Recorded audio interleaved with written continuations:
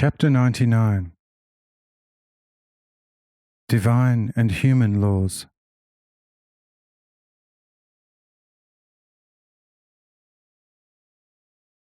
Thereupon the children brought refreshments and sustenance for the body, consisting in fruit and old and new bread. But Adam did not want to eat anything, because his midday vow still bound his palate, and so he touched it all just to bless it. The others did the same. However, since they were all by now rather hungry, and that so much so that they all, even Enoch not excluded, looked with obvious desire and a secret appetite at the fruit and bread, and it cost them some self-denial not to break their vow, Asmahael asked Adam, "Listen, Adam, who has imposed the fast on you and your children?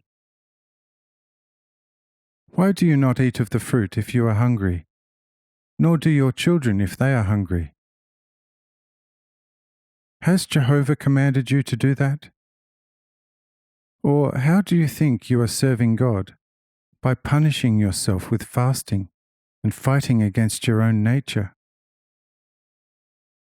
Tell me and ask yourself whether it can be pleasing to God if a man who has never as yet managed through self-denial to keep even one of God's commandments reliably and observe it at all times, now, because he was too weak to keep an easy divine commandment, imposes on himself his own, much harder commandment. To keep this, he will find in the end more impossible than 100 divine ones, which always are closely related to the nature of the being, since God will not, and cannot ever, make the being bear more than it is capable of with its particular nature. For he knows best why he has called it into existence out of himself. Surely not so that because of careless neglect of the divine order, it should lay down for itself laws of atonement which out of self-love it regrets already long before the temptation necessary for a violation has been added.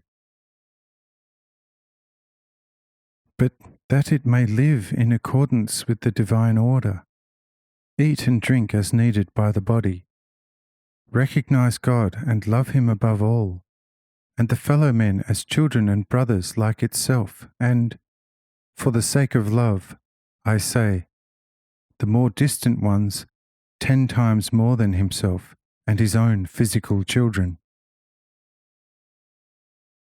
Behold, this is all that God demands of all of you, and He gives you no other commandment than that of love on which all praise and all gratitude is based. This foundation is as such the alone true cognition of God, and thus the very life everlasting. However, if you bind yourself whereas God releases you to eternal freedom, are you not a fool when you endeavour to render the work of release by eternal love more difficult, crippling yourself through your own folly instead of truly liberating yourself in my love, mercy, and grace? Therefore, release yourself from the bond of your folly, and eat and drink, so that God can help you in that which within you is against His order. Therefore I say, woe betide henceforth the vow-makers. They shall suffer a dual judgment, the one out of me, and the other out of themselves for the sake of my commandment they have not kept, and for wishing through a greater folly to please me by atoning for the former folly, when they transgressed against my order. Hear, thus speaks the Lord, and thus speaks I with the mouth and tongue of the Lord. If you wish to make a vow pleasing to me, vow in your heart not to sin, and to make no other vow than henceforth not to sin. But who among you can say, "Listen, my God and Lord, I shall no longer sin before you"? Behold, you are unable to say that when you are free.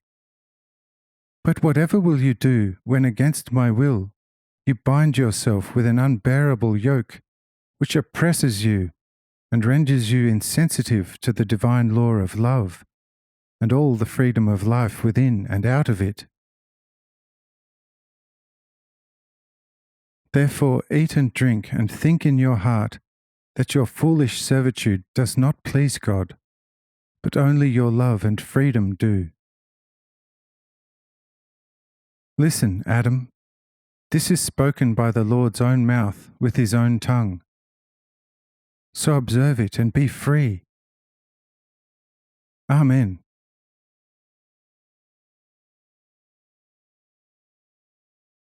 Following this gracious speech, Adam immediately, thanking and praising the Lord aloud, helped himself to the fruit and bread, and told also the others to do the same. And they all ate and drank, and were invigorated in their bodies, and grateful in their spirits.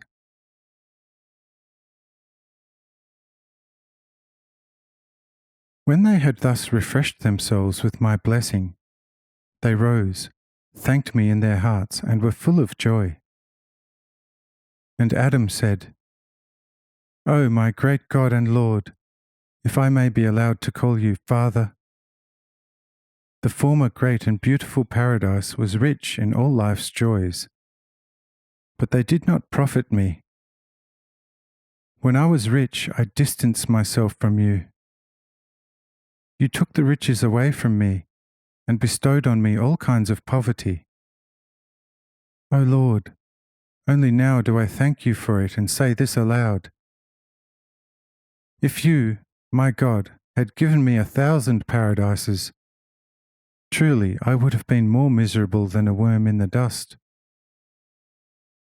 For every word from you is worth more than 1,000 earths, each with 10,000 paradises. O Lord, your word and your holy will are the true paradise of life. O Lord, let me be forever in this paradise. Amen.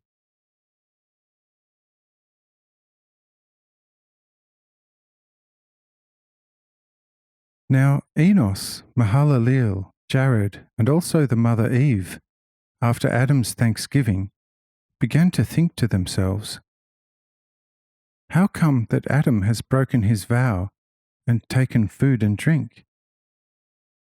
And as he is now speaking, it sounds as if God was standing before him in person." But Adam received light and said, "If you wonder at this, ask yourselves, why do we not wonder at our own life? And the answer will be, because God is now closer to us and shall always be closer than our own life. For now we are all living in Him." Amen, amen, amen.